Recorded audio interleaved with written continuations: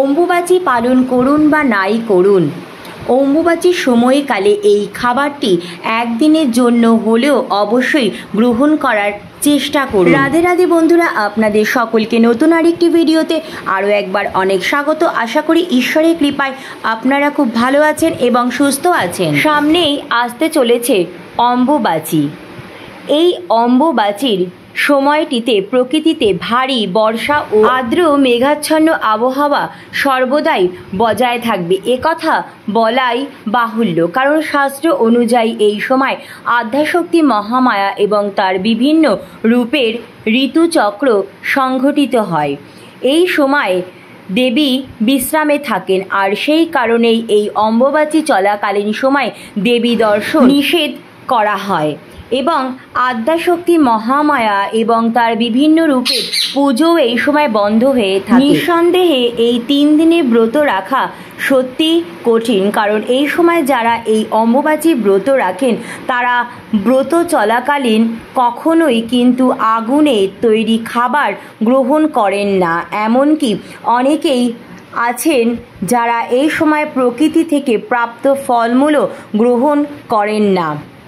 অম্বুবাচী শুরু হওয়ার পূর্বে তারা যে ফলমূল বা অন্যান্য খাদ্য সামগ্রী সংগ্রহ করে থাকেন তাই তারা এই 3 দিন গ্রহণ করে থাকেন। আর এই কারণেই এই অম্বুবাচী ব্রত যথেষ্ট কঠিন বলেই অনেকে মনে করেন। তাই অনেক ক্ষেত্রে দেখা যায় যে এই অম্বুবাচী ব্রত মূলত পালন করে থাকেন সাধু, সন্ন্যাসী, তপস্বী এবং বিধবা মহিলারা। তবে সধবা বা অন্য কোনো সাধারণ মানুষের ক্ষেত্রে এই ব্রত পালনের যে বিধিনিষেধ রয়েছে তা কিন্তু নয়, সকলেই এই ব্রত পালন করতে পারেন। এমনটা মানা হয় যে কোনো ব্যক্তি যদি এই ব্রতটি পালন করে থাকেন তা সে নিজের জন্যই হোক অথবা অন্য কোনো ব্যক্তির জন্যই হোক, কঠিন থেকে কঠিনতম দুরারোগ্য ব্যাধিও এই ব্রত পালনের মাধ্যমে নির্মূল হয়ে যায়। পাশাপাশি যারা তন্ত্র শক্তিতে সিদ্ধ লাভ করতে চান তাদের ক্ষেত্রে এই ব্রত সবথেকে কার্যকরী ভূমিকা গ্রহণ করে থাকে। আর সেই কারণেই এই অম্বুবাচী চলাকালীন সময়ে অসমের কামরূপ কামাখ্যা মন্দিরে প্রচুর ভক্তগণ এবং তান্ত্রিকেরা ভিড় শুরু করেন। আপনারা নিশ্চয়ই জানেন যে অম্বুবাচী শেষ হয়ে যাওয়ার পর চতুর্থ দিনে দেবীর ওপর যে লাল আচ্ছাদন দেওয়া থাকে সেটি সরিয়ে দেওয়া হয় এবং দেবীকে পরিষ্কার পরিচ্ছন্ন করা হয় এবং স্নান করানোর পর তাকে পুজো করা হয়।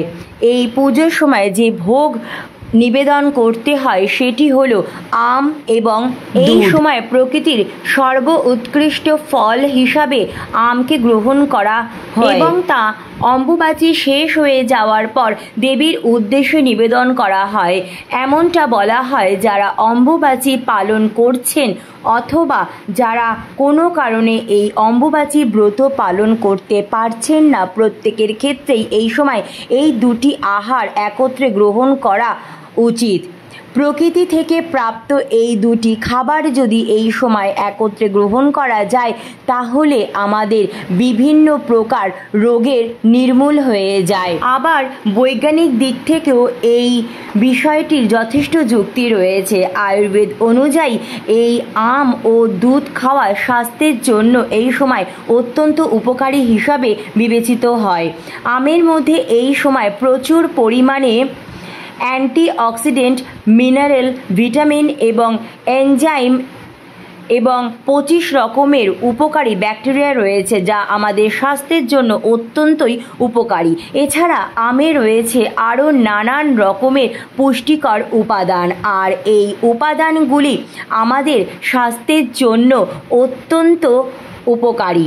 দুধ হয়তো অনেকেই খেতে পছন্দ করেন না, তবে দুধকে আপনি নিশ্চয়ই জানেন সুপার ফুড বলা হয়। এটি শরীরের জন্য প্রয়োজনীয় এবং উপকারী সমস্ত প্রকার উপাদানের যোগান দিয়ে থাকে। Vitamin A, vitamin D, vitamin বি12, ক্যালসিয়াম, প্রোটিন, ফসফরাস, পটাশিয়াম এই সমস্ত উপাদান দুধের মধ্যে থাকে। আর এই আম ও দুধ যখন একসঙ্গে খাওয়া হয় তখন আমাদের শরীরে রোগ প্রতিরোধ করার ক্ষমতা বৃদ্ধি পায়। এই সময় আম এবং দুধ খেলে তা আমাদের হজম শক্তিকেও বৃদ্ধি করে এবং এর পাশাপাশি এই আম ও দুধে যে পরিমাণ অ্যান্টিঅক্সিডেন্ট রয়েছে তা ক্যান্সার প্রতিরোধ করতেও সাহায্য করে। এই আম ও দুধ সেবনের মাধ্যমে চোখের দৃষ্টিশক্তিও বৃদ্ধি পায়, লিভারকে ভালো রাখে, আমাদের দাঁত ও হাড়কে মজবুত রাখে এবং কোলেস্ট্রল নিয়ন্ত্রণ করতেও সাহায্য করে। তাই শুধুমাত্র শাস্ত্র অনুযায়ী সর্পভয় নিবারণের জন্যই নয়, আমাদের শরীর সুস্থ রাখতে এই সময় আমাদের সকলেরই আম দুধ সেবন করা অত্যন্ত প্রয়োজন এবং অম্বুবাচী নিবৃত্তির পর মায়ের উদ্দেশ্যে এই আম ও নিবেদন করা উচিত। আমাদের সনাতন ধর্মে যে বিভিন্ন আচার অনুষ্ঠান নিয়মবিধি পালন করা হয় তার সমস্ত কিছুরই কিন্তু বৈজ্ঞানিক কারণ রয়েছে। যথার্থ যুক্তি দিয়ে অনুসন্ধান করলে এর বৈজ্ঞানিক দিকগুলো খুঁজে পাওয়া সম্ভব। আপনাদের অনেকের মনেই প্রশ্ন আসতে পারে যে এই অম্বুবাচী চলাকালীন আমিষ খাওয়া কি যেতে পারে? এই প্রশ্নের উত্তরে আপনাদের জানাই যে এই বিষয়টি সম্পূর্ণ আপনাদের ইচ্ছা উপর নির্ভর করছে, কারণ এই সময় আমিষ খাওয়ার বিষয়ে এইরূপ কোনো প্রকার বিধিনিষেধ নেই। তবে যারা এই অম্বুবাচী ব্রত পালন করছেন অবশ্যই ভিডিও শুরুতে আমি যেই কথাগুলো বললাম, অর্থাৎ কোনো রকম আগুনের তৈরি খাবার এই সময় খাওয়া চলে না। অম্বুবাচীর শুরু হওয়ার আগে তৈরি খাবার আপনারা এই সময়কাল ধরে খেতে পারবেন। নানা রকম ফল, দুধ, সাবু ইত্যাদিও আপনারা গ্রহণ করতে পারবেন এবং কোনো রকম আমিষ জাতীয় খাবার এই সময় গ্রহণ করা যাবে না। এই নিয়মগুলো অবশ্যই মেনে চলা প্রয়োজন। অম্বুবাচী চলাকালীন সময়ে যদি কোনো নারী রজস্বলা হন, অর্থাৎ যদি কোনো নারীর মাসিক শুরু হয়, সেক্ষেত্রে কি করণীয়? এই প্রসঙ্গে বলা যায়, এটি ভালো বা খারাপ এ বিষয়ে না গিয়ে এটাকে একটি স্বাভাবিক প্রাকৃতিক প্রক্রিয়া হিসেবে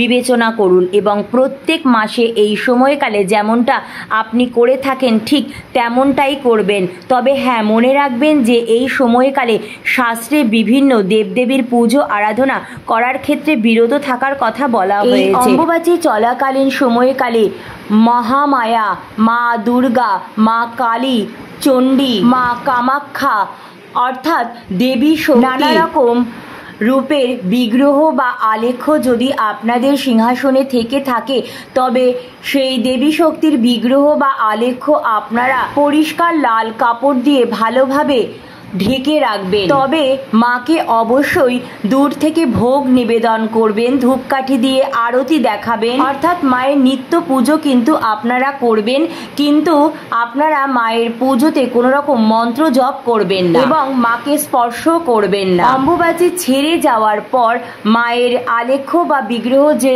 লাল কাপড় দিয়ে আপনারা ঢেকে রেখেছিলেন, সেই লাল কাপড় সরিয়ে মাকে ভালো করে পরিষ্কার করিয়ে অভিষেক করিয়ে অর্থাৎ স্নান করিয়ে পরিষ্কার অথবা নতুন আসনে মাকে অধিষ্ঠিত করে মায়ের পুজো আরাধনা আবার আগের মতো শুরু করবেন।